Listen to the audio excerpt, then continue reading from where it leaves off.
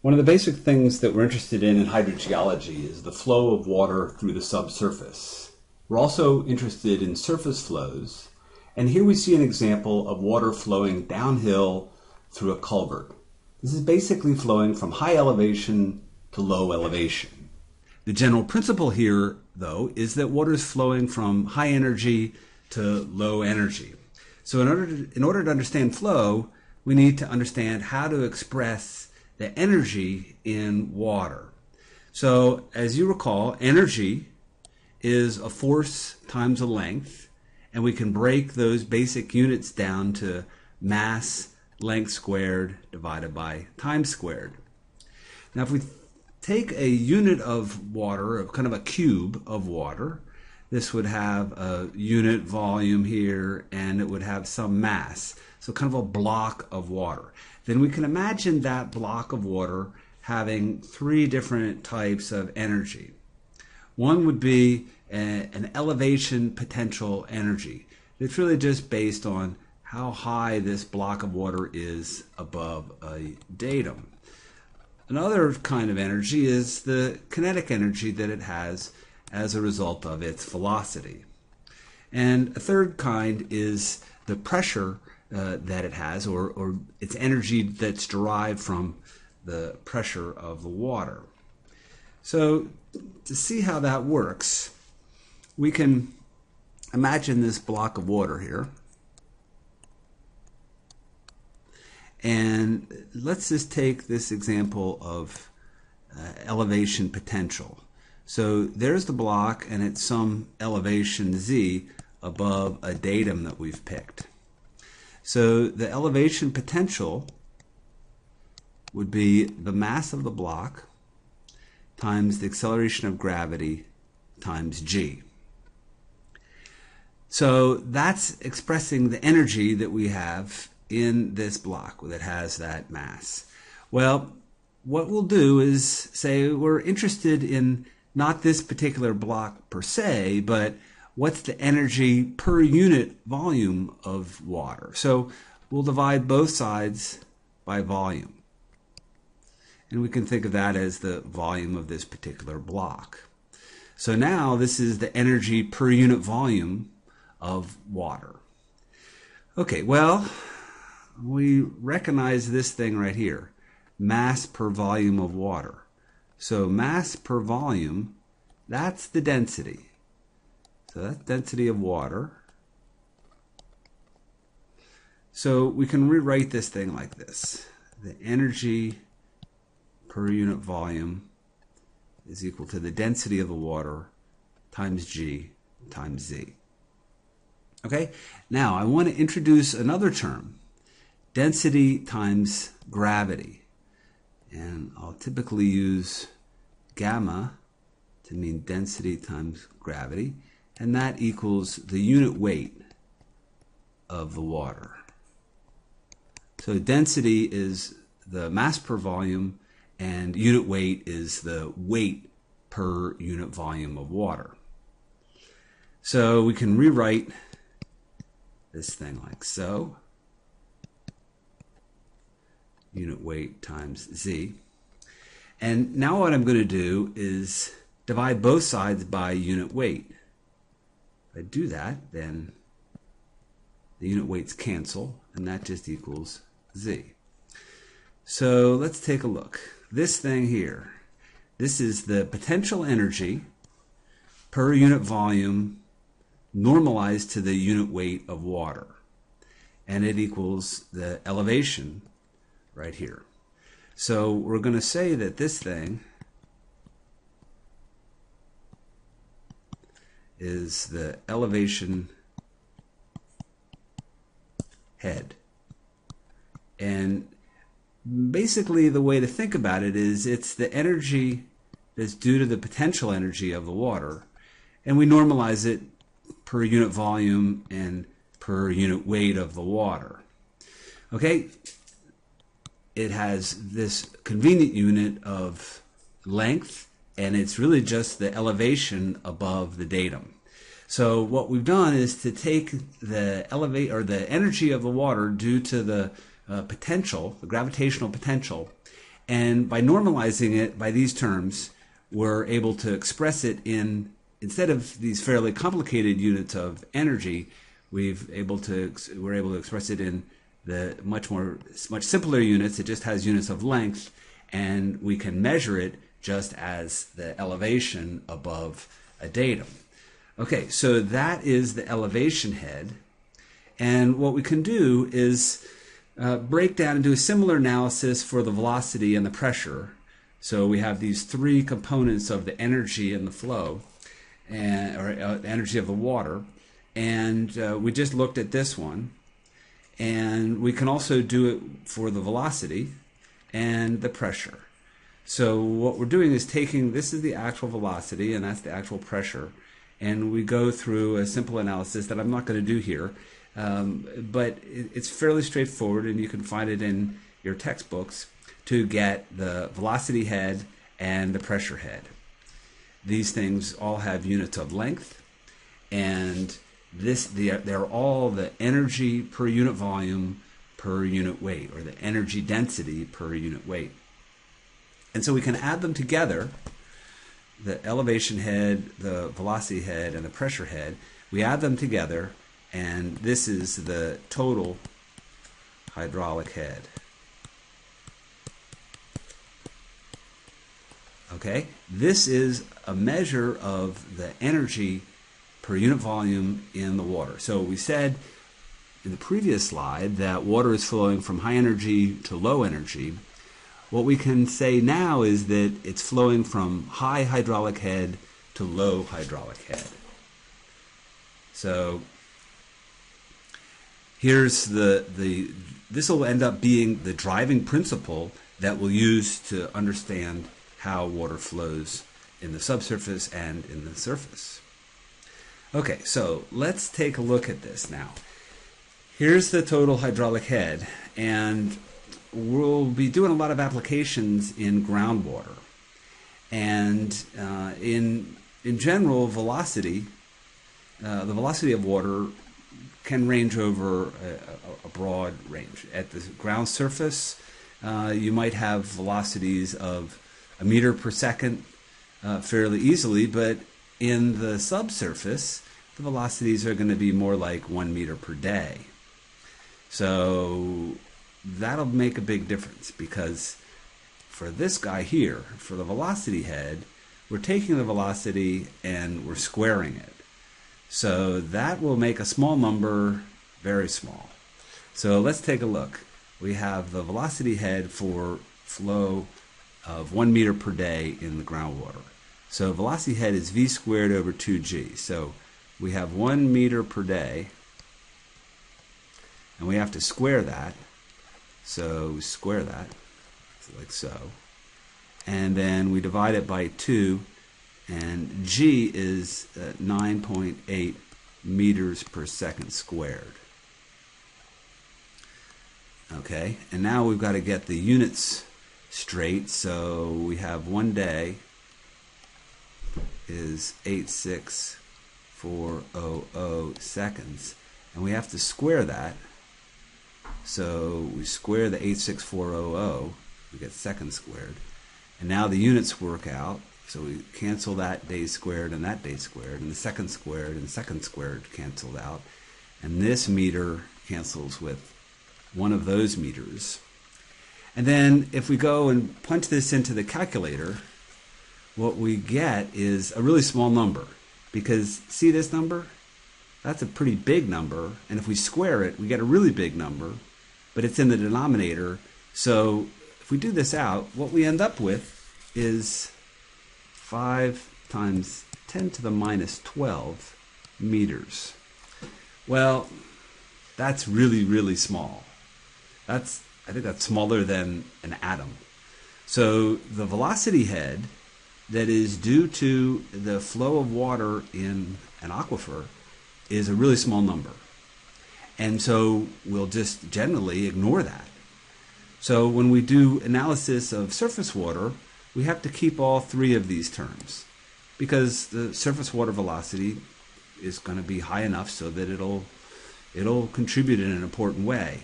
But groundwater, in most cases, is too slow for the velocity head to really be appreciable. So we can just get rid of that, and the hydraulic head, the total hydraulic head in groundwater, is generally regarded as having a elevation head component and a pressure head component, like that.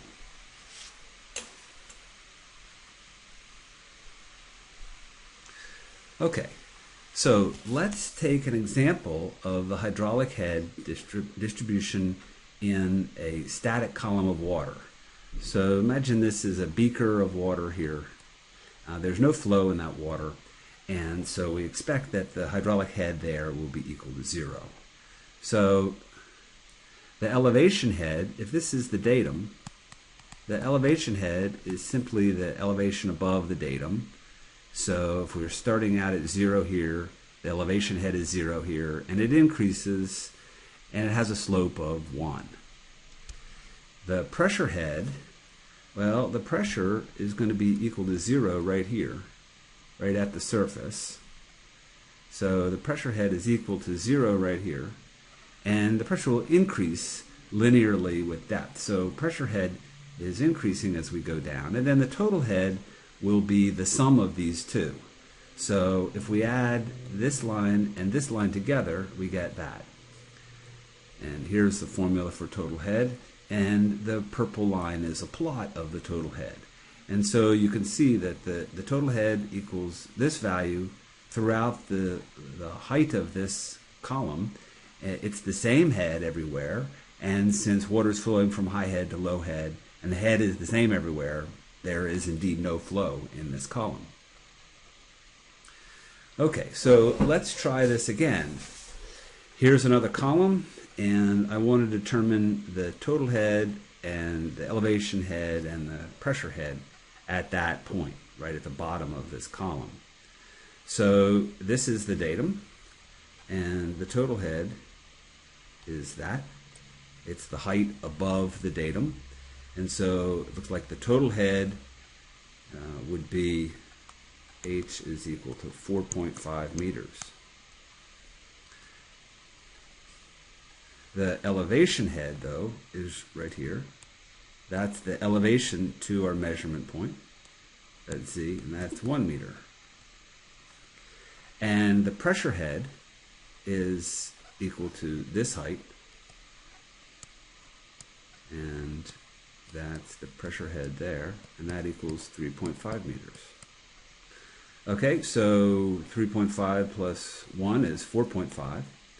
So our formula that H equals Z plus P over gamma holds, and we can see that this formula really has a graphical interpretation where we get an elevation head, we have a pressure head, these are lengths, and then we add these two lengths together to get a total head. Okay. The other thing that we can do is to take our calculation of the pressure head and use it to estimate what the pressure is. So over here, the pressure head is 3.5 meters. And pressure head is the actual pressure divided by the unit weight. So if we multiply both sides by unit weight, we get that. So the actual pressure is unit weight times 3.5 meters. And so that is equal to rho g z. Well, the unit weight of water, that's the density of water times the acceleration of gravity. And so if we use SI units, that's the density right there, 1,000 kilograms per cubic meter, and the acceleration from gravity. We multiply those together, and we get 9810 kilograms per meter squared per second squared, and that's 9810 newtons per cubic meter. We can also write that as 9810 pascals per meter. A pascal is a unit of pressure, and that, let's see, pascal, that's units of pressure, and pressure is a force per area. So newtons a Newton is a unit of force. And if we take a Newton divided by meters squared, we get a Pascal. So that's how we do the conversion from here to here. And then what I'm doing in the next step is saying, well, 9810, that's pretty close to 10,000. So I'm approximating it as 10 kilopascals, 10,000 pascals per meter. Okay, so here are a couple of different units that you can use for the unit weight of water. And let's go back to our application. Here's the pressure. This is unit weight, and this is elevation. And you can see why this unit of pascals per meter is convenient for the unit weight, because if we take that, multiply by 3.5 meters, then we get this many pascals, or that many kilopascals.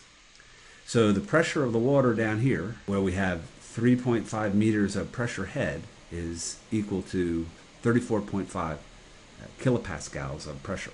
Okay, so we're going to take this principle of a vertical tube filled with water as a measurement of hydraulic head. We'll take that principle and apply it to a field setting of a hydrogeologic cross-section. This is an idealized setting. This triangle here is an indicator of the water table. So we know at that point that the pressure head is equal to 0. That's the definition of the water table. And what we'll do then is to put in a tube. This is a tube that's sealed into the ground, and it's open here at the bottom. This opening consists of some fine slots that are cut in the wall of the tube. I mean, this is typically a plastic pipe, and these are slots cut in the wall of the plastic pipe, and those slots provide a connection for water to flow from the aquifer into the pipe. This is called a piezometer, and it'll allow us to measure the piezometric surface, or the surface of equal hydrologic head in the aquifer. So what happens when you put a piezometer in is it fills with water, and the water level rises, and it rises up to a point where the pressure is equal to 0. So this is open here, and so there's atmospheric pressure up here in the headspace of the piezometer, and so right at this surface the pressure is equal to 0. So what this allows us to do is measure the total head at that point in the aquifer. And what we can do is say that the pressure head is, at this point here, is equal to this water level. We know that since the water is not flowing, that the total head within this tube is equal. That was the exercise that we did on the previous slide. And so based on that, the total head in the tube is equal to this elevation, where this is the height above. Here's a datum, and here's the horizontal or the vertical scale that we'll be using. This height above the datum is the total head, and since the total head in the tube is the same, that head value applies to this point, and at this point the water is equilibrating with the water in the formation. So the head that we measure by this level, it applies to this point in the aquifer. Okay, so let's try this out. We'll add a few more wells and go through this exercise. Let's try the first one, well A, and the way it'll work is we'll take the water level in the piezometer and we'll go over to the vertical scale and we'll measure that elevation above the datum.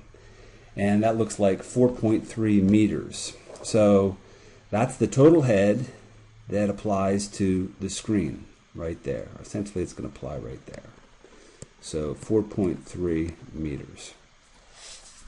And if we try this at another well, this is the one that we just saw, we can see the head is somewhat lower. That looks like 3.2, and the head of 3.2 then applies to this point. That's a key concept that's important to understand. Even though the head is measured up here, it applies to the screen. So we can repeat it with this well here over by the stream, and that looks like 3.1, and so a head of 3.1 applies right here. So these are total heads at this point in, or these 3 points in the aquifer. Okay, so let's take a look at some of the implications. We go back to this well A. The total head here we said was 4.3. Well, the elevation head to this point is 4.3 meters. So we said that total head is equal to pressure head plus elevation head. So the total head is 4.3 and the elevation head is 4.3. And so that must mean that the pressure head at this point is equal to 0. Well, that's consistent with this elevation of the water table. So it seems right. Let's go and take a look at another example. So this is the B well, and we said that the total head was indicated by this yellow line, the elevation here, and the total head was 3.2 meters. Well, our measurement point here is this far above the datum, and that's, say, 0.5 meters. So that's Z, the height of the measurement point above the datum. And so if the total head is here and the elevation head is given here, then this must be the pressure head, and that must be equal to 3.2 minus 0.5. So the pressure head is 2.7 meters.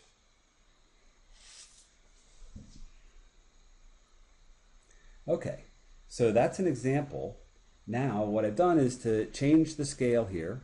So this is a bit of a stretch scale, and I've moved the datum. And so what I want you to do is determine at each one of these 4 points the total head, the pressure head, and the elevation head.